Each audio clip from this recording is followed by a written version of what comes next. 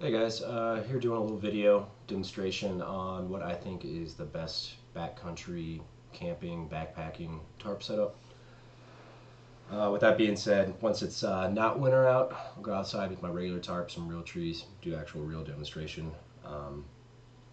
Alright, any tarp you buy nowadays, it's a lightweight tarp, comes with guy lines on all four corners. There's not a main piece of cord that goes through the entire tarp usually, and that's something that I like to have. So another thing, the guy lines that come with it, they're more like bootlace shoestring type quality, and not really what I think would be hard for using. So I like to go out and buy 100 feet of 550 paracord. The weight is the same, and it's a lot stronger and a lot more abrasive as far as tears and scrapes on it. Last year I used this glow-in-the-dark stuff, green glow-in-the-dark cord. I thought that was a cool idea, but didn't really work out the way I was expecting. Of course, right now it has light on it. You go somewhere dark with it, it will glow. But when you're out actually camping, once the sun goes down and you're in that 1 to 2 hours of twilight, it uses up all of its glowing power in that time frame, and then by the time it gets pitch black, it's not even glowing anymore. So what I suggest doing is buying a 100-foot spool. You can Google paracord online. There's hundreds of colors and designs. I'm going with something more like neon yellow or neon green that also has the little reflective tracers on there for when you're wearing your headlamp, so it's really easy to see at night. So yeah, what I suggest doing is ditch all the guy line that comes with your tarp, buy that 100-foot spool, and with that 100 feet, take about 40 to 60 feet for a main line, and then you can use the rest to replace those other two corners with 10 to 15 feet, whatever you want.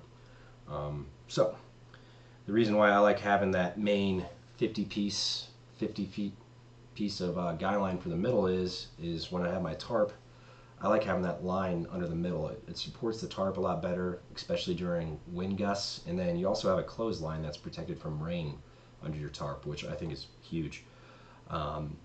Another good thing is it gives you a lot more flexibility, because when you're out, of course there's trees everywhere, but sometimes you have a really nice spot for whatever reason that you want to put your tarp, but there's not trees there close enough to put it. It's just a little bit out of the range of maybe what your guy lines reached before. Well, if you take 50 feet out, you have 15 yards to span it, and that should pretty much cover just about any gap that you'd find. So with that being said, you just take your 50 feet, let's say this is, tie 2 loops in each end.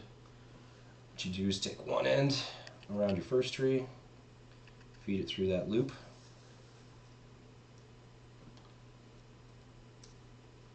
snug it off so it's got a good bite on itself, and at this time I would run, which this is what I'm going to use for my pretend tarp, I'd run it through those grommets, and if it has maybe a guide through the middle of it so that the tarp was loosely hanging on this cord, but I'm not going to do that because that thing's just a piece of crap demo. Take your other end, wrap it around the tree, take your carabiner, or what I like to use, S-beaners, onto that loop, and then how we're going to make this tension nice and tight is what is called a prusik. If you need help looking up how to do a prusik, just Google that. They'll have a lot better demonstration than what I can show you, but it's basically just a loop of cord with a water knot in it. And the good thing about a prusik is you can just put it on your line here, super simple, wrap it around a couple times,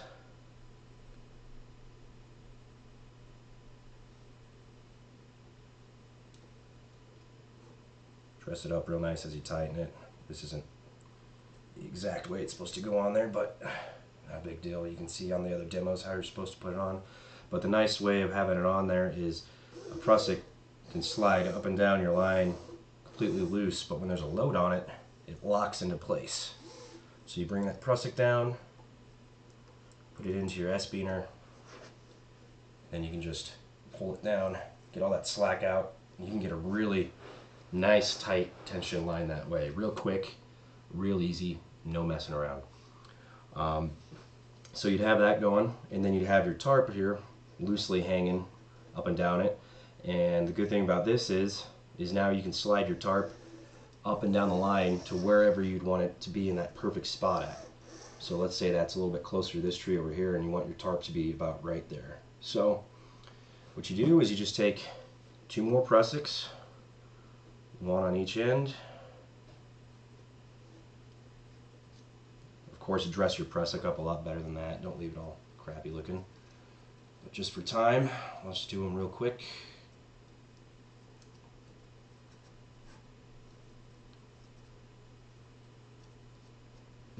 Alright, then take another beaner through one end of your tarp, another through the other end of the grommets so that it's sliding freely down here. Then all you got to do, clip it into your prussiks